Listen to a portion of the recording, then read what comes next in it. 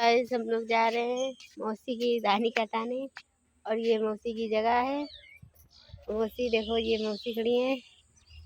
Jam लौकी आए और इसमें लौकी भी है, तुरई है, कंडा हुआ है। और कंडा भी है, बहुत चीजें हैं। और ये मौसी की जगह है, जगह पड़ी है। चलो चल ले खेते हैं। हम लोग जा रहे हैं खेती पूरा बांधने धानी के। कल कटाई नहीं सैसर की, और का फिर कटी ही फिर बंधी ही।